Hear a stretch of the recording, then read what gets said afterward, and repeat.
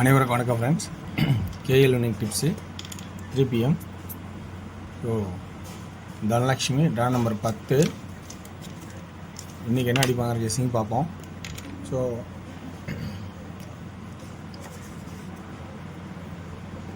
Daily chart weekly சார்ட்னு ஒரு option எடுத்திருக்கேன்.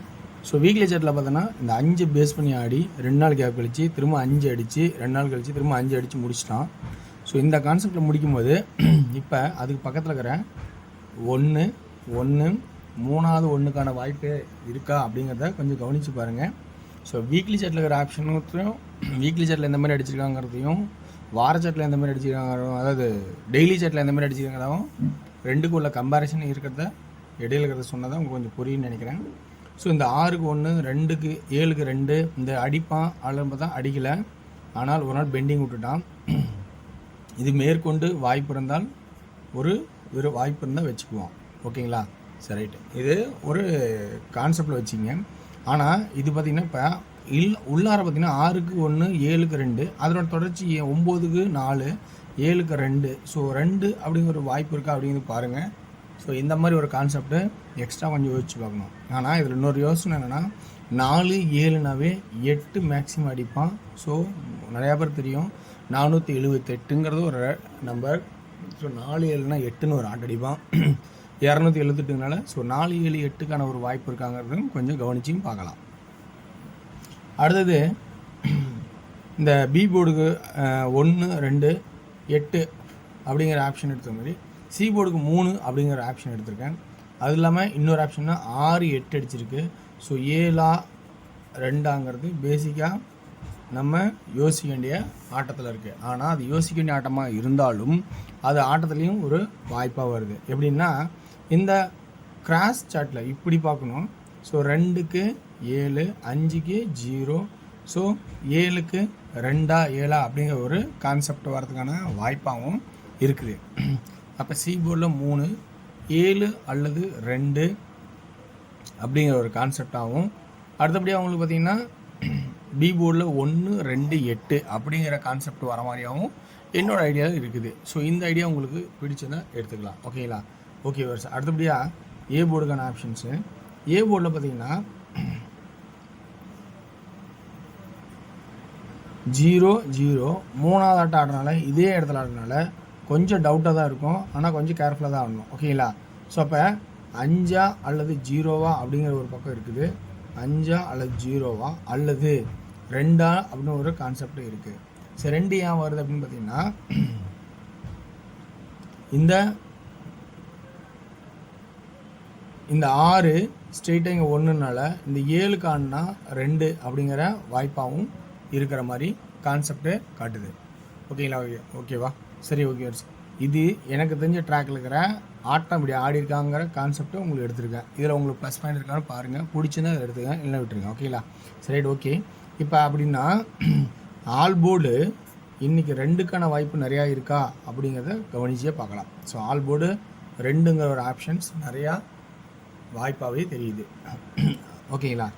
அப்படி இல்லைன்னா சென்டர் போர்டு 8 எக்ஸ்ட்ராவாக சென்டர் போர்டு பி போர்டில் 8ங்கிற ஒரு வாய்ப்பும் நம்ம எதிர்பார்க்கலாம். இன்றைக்கி 2Dயில் 52 58 57 22 28 27.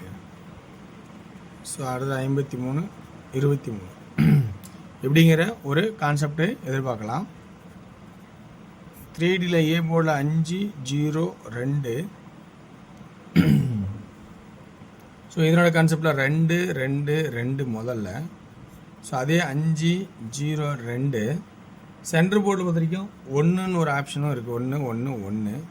அதே கான்செப்டில் 0 5 2. சென்டர் போர்டில் அதிலே 8 அப்படிங்கிற ஒரு கான்செப்டும் இருக்குது. ஸோ இதில் மொத்தம் 3 நம்பர் மேட்ச் ஆகுது.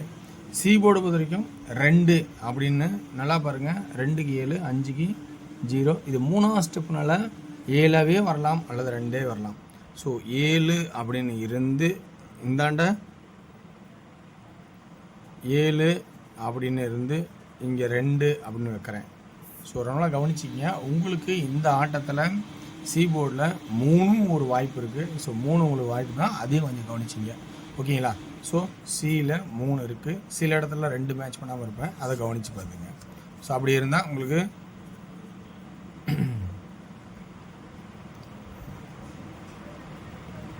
5-0-2 8-2-1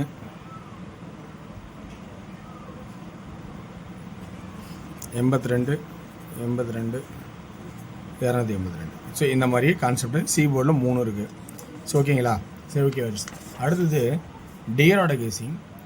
டியரோட கேசிங் பார்த்தோன்னா இன்றைக்கி 1 PM ஷோவில் ஒரு வாய்ப்பாக 2Dயில் எந்த மாதிரி இருக்கும்? ஏ போர்டு 8 அல்லது 9, பி போர்டில் 9, 6, 5, சி போர்டில் 5. ஸோ இன்றைக்கி ஆல் போர்டில் ஒரு வாய்ப்பாக 5 நிறையா வாய்ப்பு இருக்கும். ஸோ நேற்று பொறுத்த வரைக்கும் 38-83 சொல்லியிருந்தேன். எங்கே தான் இருக்குன்னா வாய்ப்பு நிறையா கொடுத்துருந்தேன். அதேமாரி நேற்று 38-83 போர்டில் பாஸ் ஆகிருக்கும். நீங்கள் பார்த்தா உங்களுக்கு தெரியும், கெஸ்ஸிங்கில் இருக்கும். ஸோ அது மாதிரி இன்றைக்கி 2Dயில் 89, 85, 99, 95, 86, 96, 87, 97. 3D 8, 9 ஏ போர்டு, பி போர்டில் 9, 9, 8, 9, 6, 6, 8, 9, 5, 5. சி போர்டில் 5 பாதியாகவும் 7 பாதிக்கும் எடுத்திருக்கேன். ஓகேங்களா? ஓகே வர்ஸ். அடுத்து 16 ஷோ. 16 ஷோவில் 2D 85, 83, 58, 53. ஸோ அப்படின்னு கான்செப்ட் ஆகும். 3Dயோட கான்செப்ட் பார்த்தீங்கன்னா 583, 553, 083, 053 அப்படிங்கிற கான்செப்டை எடுத்திருக்கேன். ஸோ 8 PM ஷோவில் பார்த்தீங்கன்னா